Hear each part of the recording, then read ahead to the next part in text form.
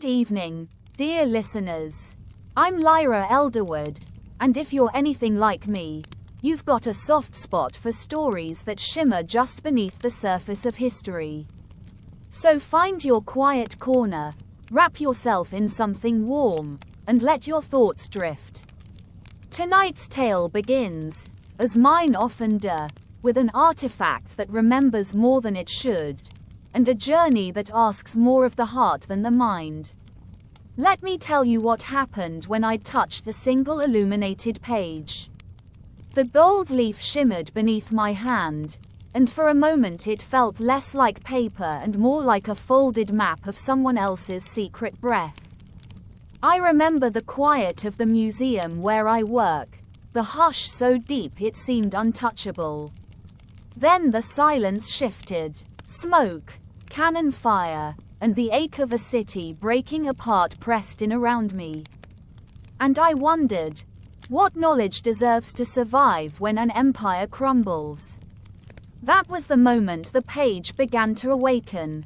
The gold leaf warmed under my fingertip, and the museum's hum fell away like dust shaken from a curtain. The still floor beneath me shifted to rough cobblestones, the air filling with smoke so thick I could almost taste the ash. Voices rose in prayer, unfamiliar but somehow clear within me, as though the sound had always been resting there, waiting to be heard. I found myself in a narrow street, pressed between stone walls. From the breach in the city's defenses, soldiers swept in, their torches scattering the night with fire.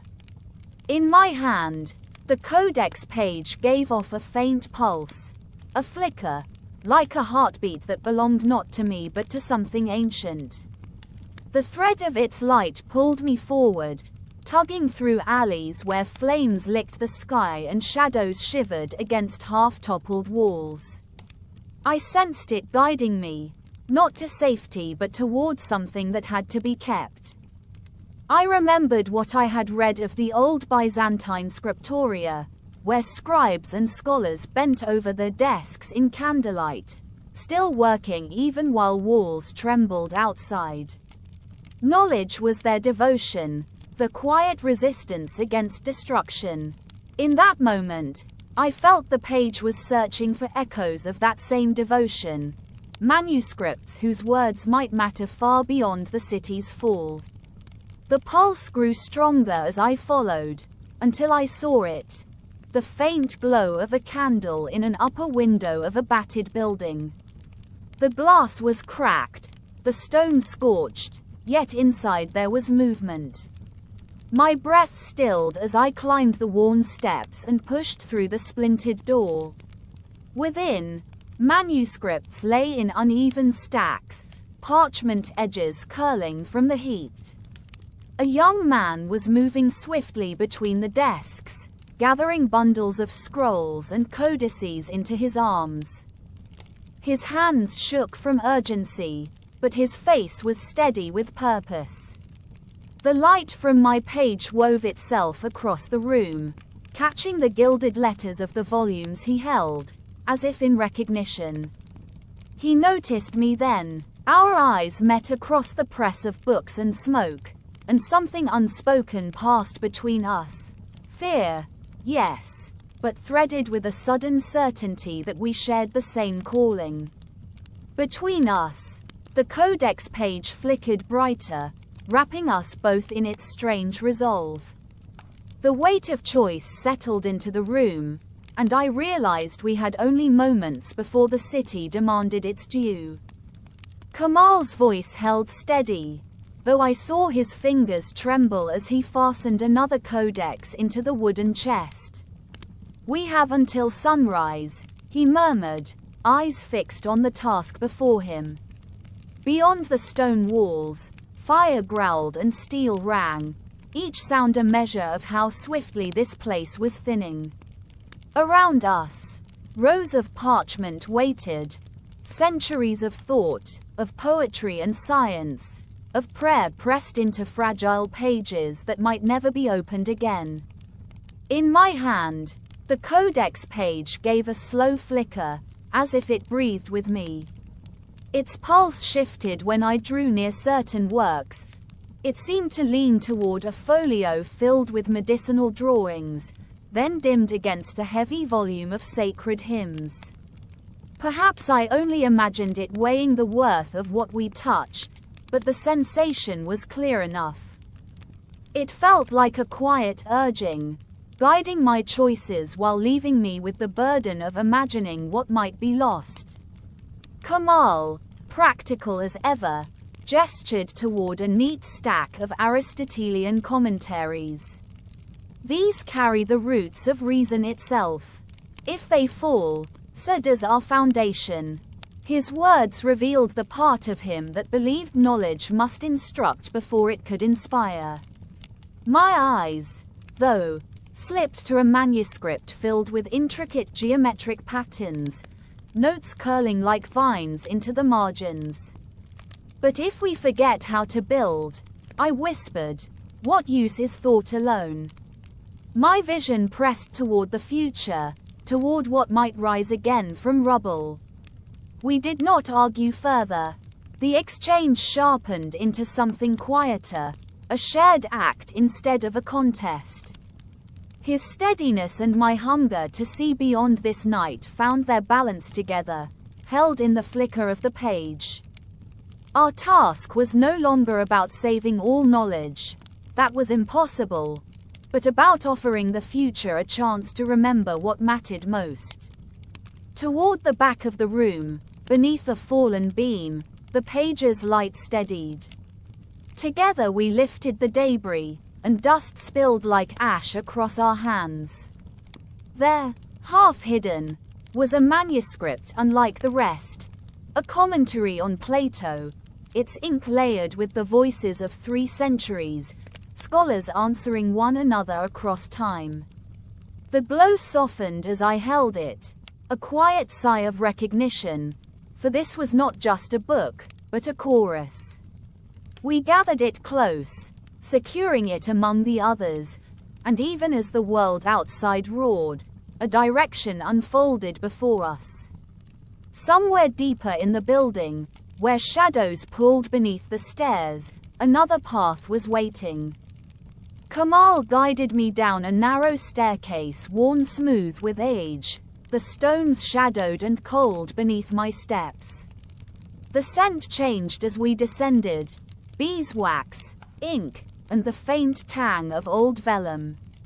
In the basement below, lit by a circle of candles, I saw them, 5 women seated at low desks, hands precise and steady, quills moving in the tremor of light.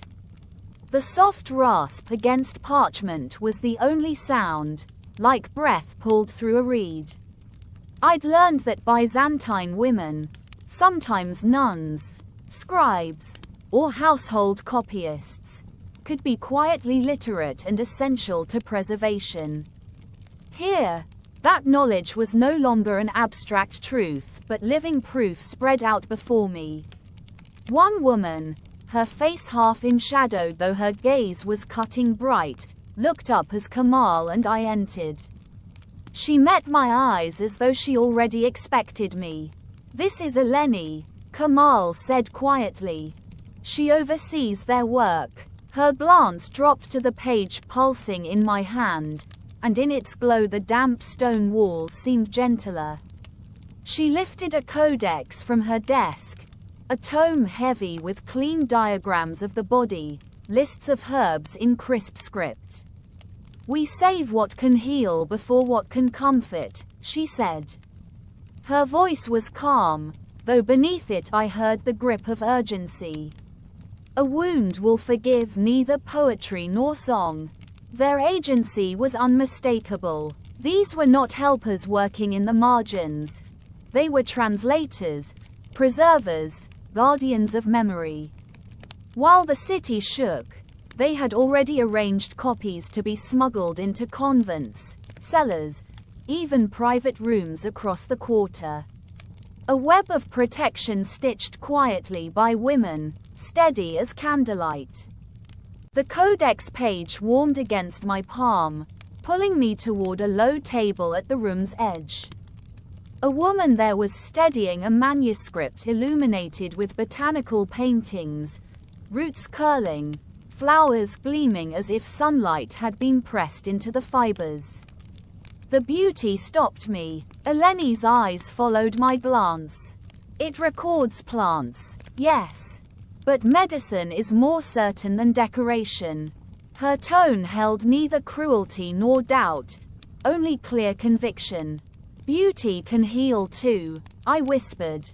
The page beat once, approvingly. I understood then that sometimes knowledge spoke not through utility but through how it taught us to see. We wrapped the herb compendium in oilcloth, laying it with care among the chest of chosen texts. One of the women pressed her hand to a seam in the back wall, revealing a narrow passage out. The city's roar filtered faintly through the stone, smoke and flame pushing closer. Together, we followed the women's path upward, carrying what could not be left behind, toward a choice that would weigh heavier still. The library above us opened into smoke and shadow.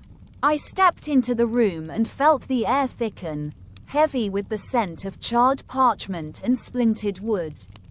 Flames crept along the beams, throwing restless light across rows of shelves. At the center stood a high oak lectern, and on it rested 2 manuscripts. Both seemed to hold their own quiet gravity, steady even as the building threatened to fall. The codex page in my hand beat softly, no stronger for one text than the other. I understood then that it would only bear the weight of one. On the left, Archimedes, his diagrams and proofs etched with precise patience, mapping the way numbers could measure the very stars. On the right, the voice of Sappho, ribbons of verse shaped from longing, each fragment like the echo of a soul carried across centuries. The choice pressed on me as firmly as the heat in the room. Kemal leaned closer to the mathematical text, his hand hovering as though it could already feel the strength within it. "This is the language of the world itself," he said, measured but urgent. "It builds bridges, guides ships, carries reason forward." His eyes lingered on the geometric proofs, searching there for solid ground. I let my hand rest on the poetry, feeling how the curves of the script caught the firelight. "This is the language of the heart," I whispered. "It tells us why the bridges matter at all, why the stars are something more than numbers." In those verses, I could hear a human voice calling across time, reminding me that knowledge was not only the power to build, but the reminder to feel. The sounds of men outside grew sharper, closer. I remembered then that these shelves stood beneath the ancient walls that had held the city for centuries, and even those stones were crumbling. Each second, the flames brightened, urging a decision. We did not argue. My gaze lingered on Sappho's verses, Kemal's on Archimedes, and together we carried the weight of an impossible truth. Not everything would be remembered. In the final moment, I let him wrap the mathematics in cloth while I watched the poetry darken at the edges. A hush settled inside me. Not pain, not anger, but the stillness of knowing something irreplaceable was gone. The codex page dimmed as if it mourned with me. I turned from the lectern, holding what remained close, the heat of the fire behind us and the sound of approaching footsteps already stirring the silence ahead. The candle flickered low as I stilled my breath. Footsteps pressed against the stone stairwell, heavy, deliberate, carrying the rhythm of men trained to search. The clang of metal at their side was enough to tell me what followed. Kemal's quill scraped one last line before he set it down. He had been copying steadily, even as the din from outside grew nearer, but now his focus shifted. I held the codex page close, its glow resting like a lantern against the star charts we tried to preserve. The steps climbed higher, louder, shadows pulled beneath the door. Then the page brightened. Too sudden, a spill of light across the chamber floor. I tried to hide it beneath my cloak, pressing it to my chest. Too late. A murmur rang out in the doorway, voices sparking with curiosity.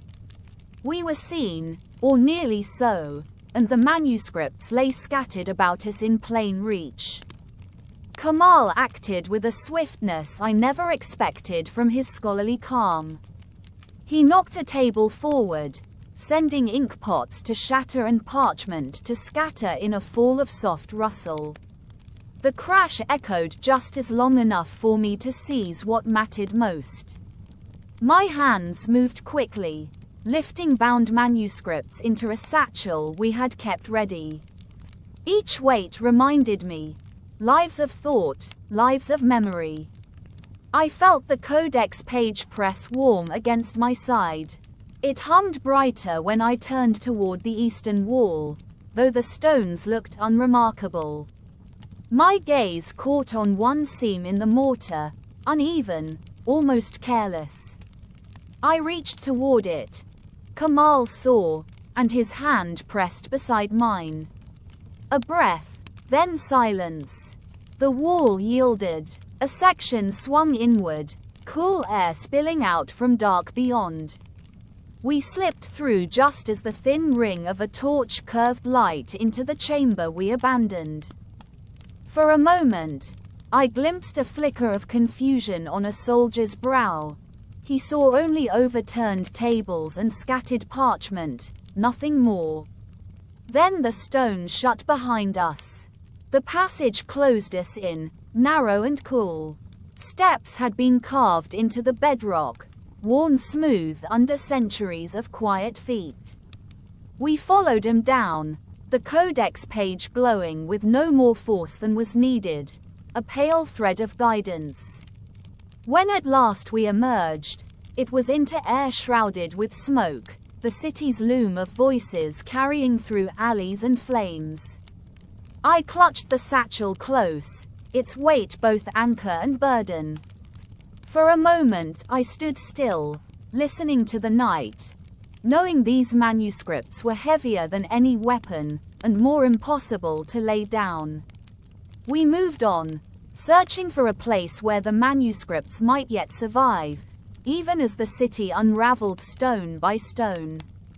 I leaned my back against the broken stones of the Theodosian walls, the cold surface rough through my cloak. These were the great walls that had kept the city safe for hundreds of years, and now they lay shattered, their strength scattered into rubble at my side.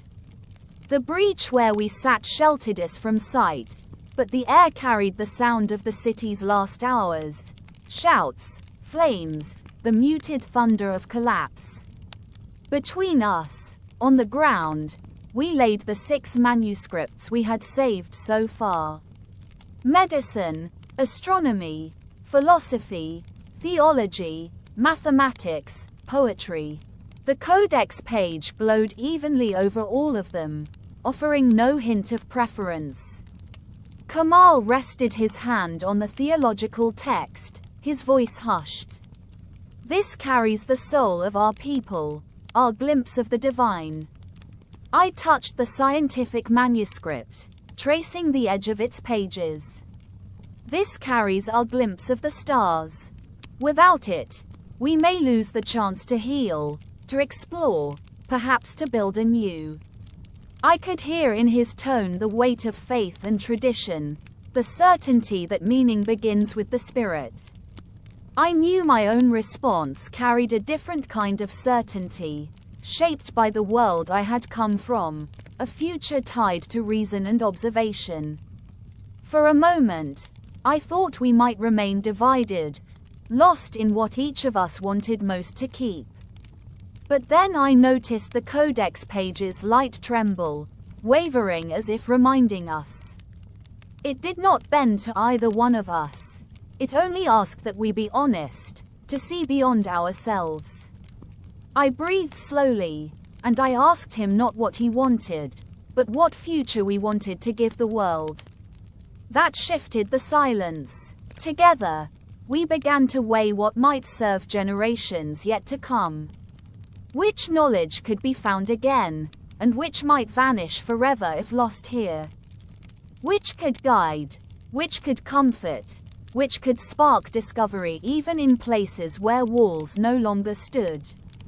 When at last the decision settled, it was with quiet clarity. We lifted 3 texts: the medical manuscript for healing, the astronomical charts for exploration, and philosophy for guiding thought and choices. The rest we wrapped in oilcloth, placed in a small iron box found near the rubble.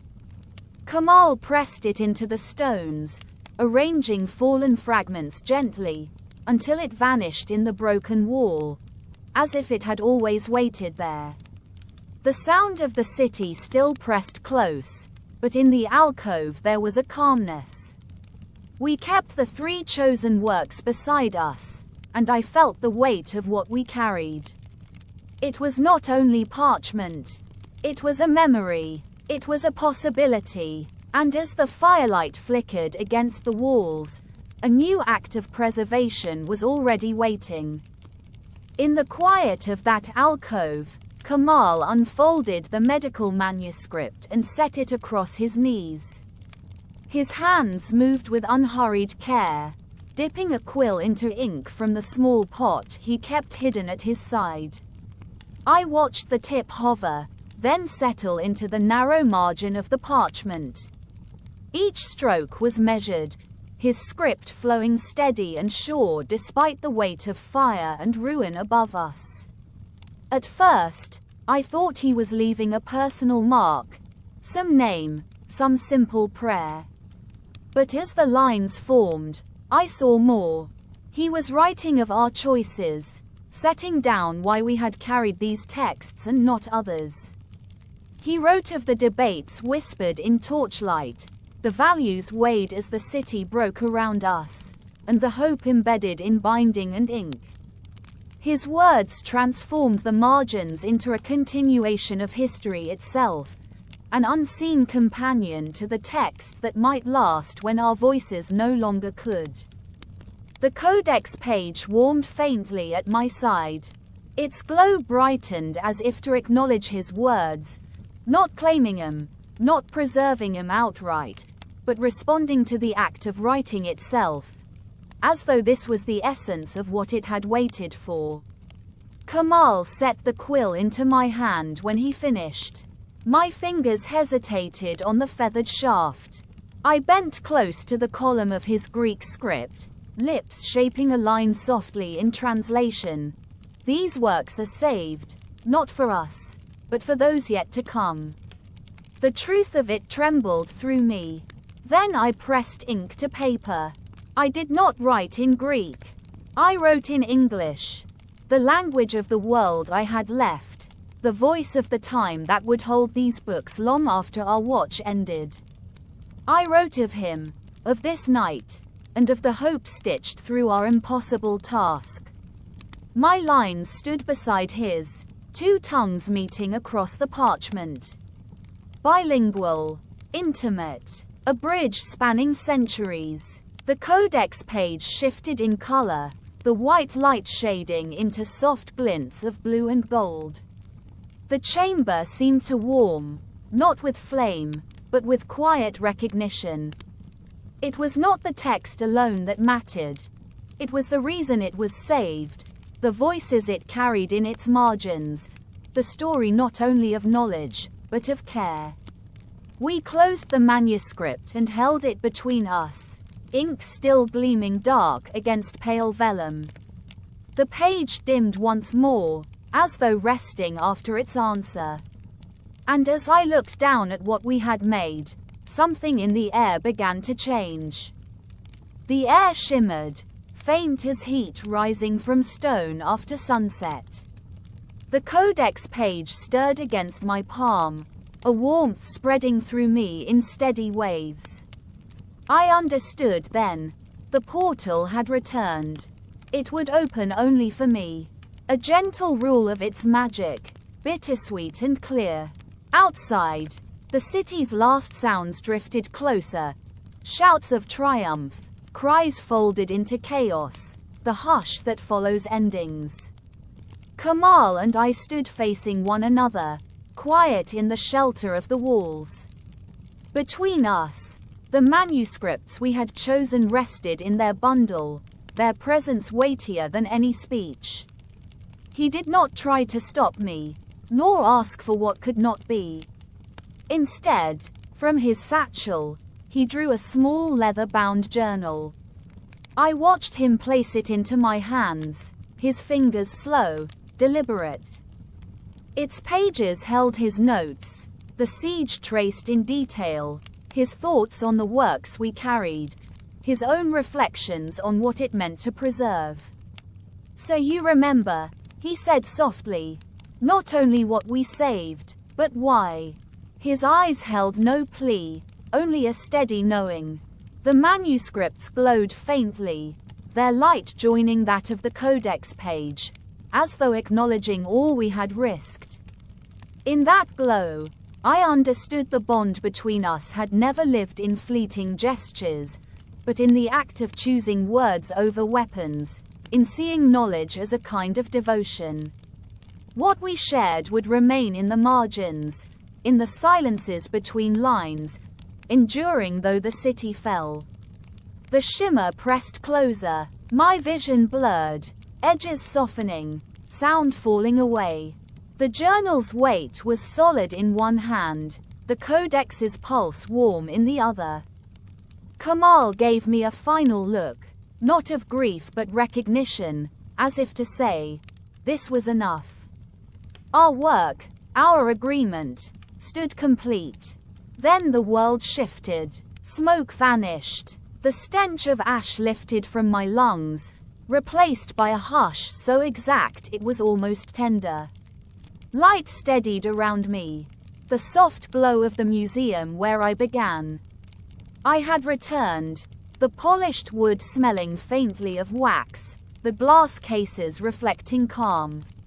My clothes felt light again, the silence different from the siege, designed, preserved, climate-controlled. The portal closed with the smallest sound, like a door settling in place. I held the journal still, turning it slowly in my hands as if it were a pebble warmed by touch. Somewhere inside, I felt its weight quiet me, easing the ache of departure. And I knew, back in my own time, there waited for a desk, and a lamp, and the manuscripts I now carried home. Back in London, I set the rescued manuscripts on the oak surface of my desk.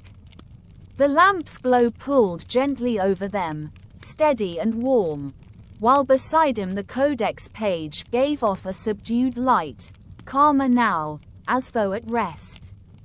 I noticed something curious. The faint shimmer stirred not only for the vellum but also when my computer screen lit with digitized archives. It felt as if the page recognized both past and present, responding to fragile paper and pixels alike. When I began tracing the medical text, I found echoes in later notes and catalogue entries, descriptions of surgical methods that reminded me of its diagrams. These kinds of Byzantine compendia are known to have influenced the doctors of Renaissance Italy, passed along through copies carried west when Constantinople's libraries fell. As I moved through the astronomical manuscript, I saw faint parallels in early nautical charts replicated centuries later. It aligned with what scholars already knew. Byzantine star maps and mathematical treatises formed stepping stones for explorers navigating seas newly opened to them. I turned next to the margins we had left. With a magnifying lens, I saw our lettering pressed faint but true, Kemal's Greek flowing steadily beside the smaller strokes of my English hand.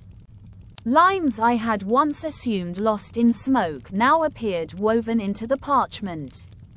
I searched through digital concordances, scrolling page numbers and pale reproductions, and found references that might trace back to notes like his, an unknown annotator whose steady hand puzzled historians.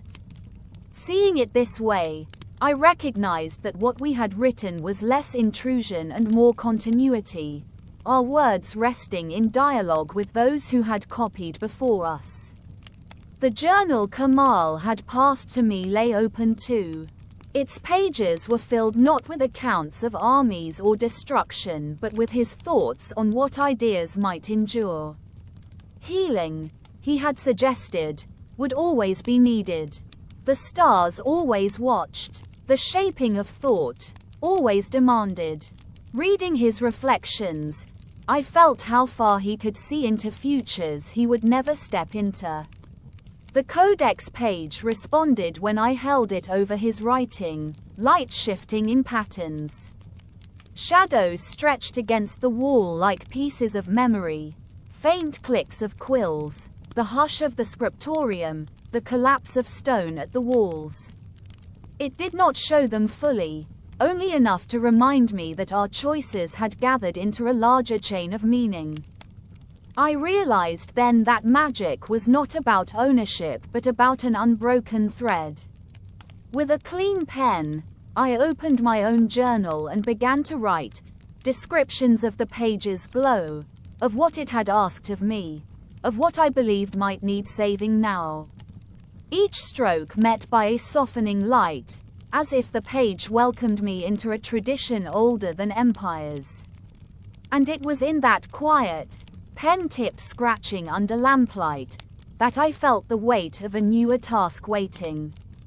Weeks passed as I traced faint trails through library catalogues and reference lists.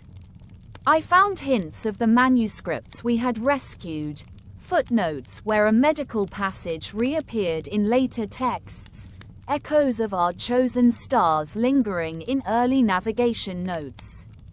Each trace felt like a hand reaching back to me, proof that the quiet night of choosing under fire was not lost. Yet beside the comfort sat the shadow of absence. Articles mourning the works that never survived, scholars writing of the silences left in human memory. I felt both currents at once, what endured, and what was gone forever. I understood then that preservation is not about holding on to everything. It cannot be. It is about choosing a thread and trusting it will weave onward, carrying enough light to balance what is left behind. That truth rested inside me like a lullaby, soft, inevitable, and strangely consoling. The codex page seemed to agree. Its light no longer flared only for burned vellum or golden inks. One night as I held an environmental poem, slim and modern, the page glowed faintly. Not bright, only warm, as if recognizing that meaning resides wherever care is given. It reminded me that the future, too, demands its guardians.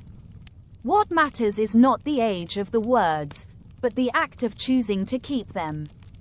At my desk, I opened the margins again. Sometimes I came across a scholarly footnote so small it was nearly invisible, yet the cadence of the Greek script felt like Kemal's hand.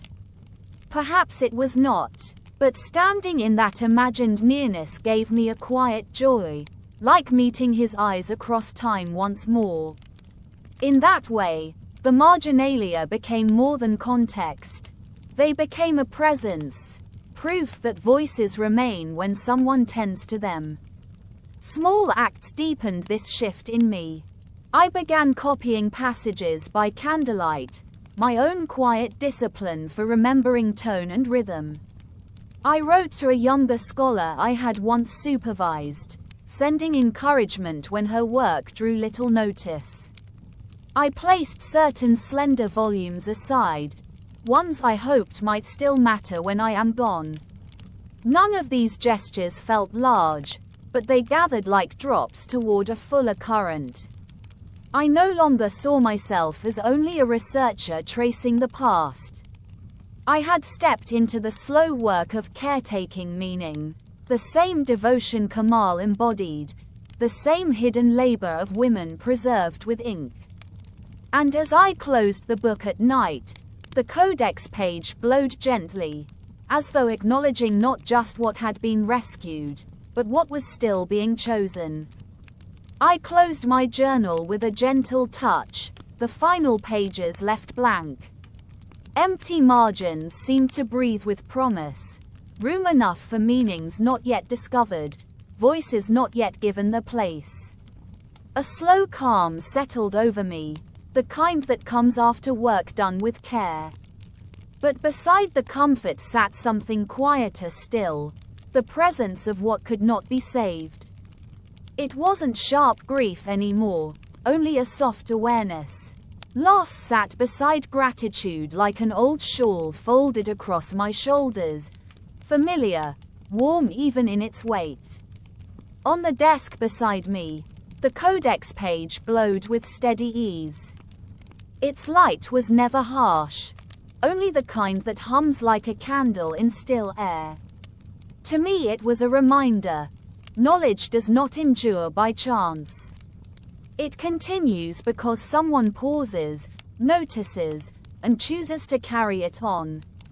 In that understanding, I felt my own task grow smaller and larger at once. Each time we decide to preserve, we shape a thread that travels forward, quiet but unbroken. Often, my thoughts drifted back to Kemal.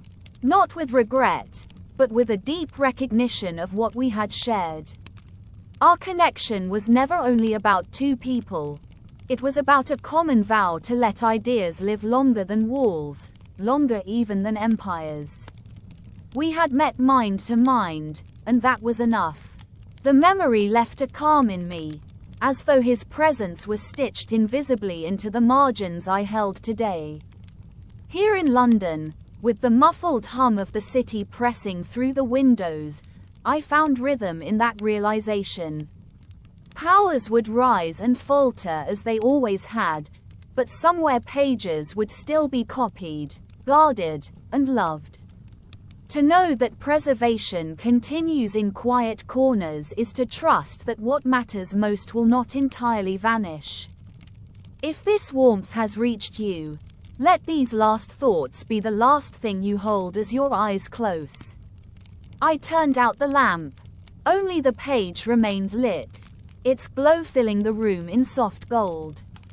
That was the final light I saw as sleep drew me under. A small, steady flame reminding me that even in darkness, some choices will always endure. And with that quiet promise, I let the night take me. Meaning endures because someone chooses to remember. Perhaps tonight, you might be that someone. Not through monuments or power, but through small, quiet acts.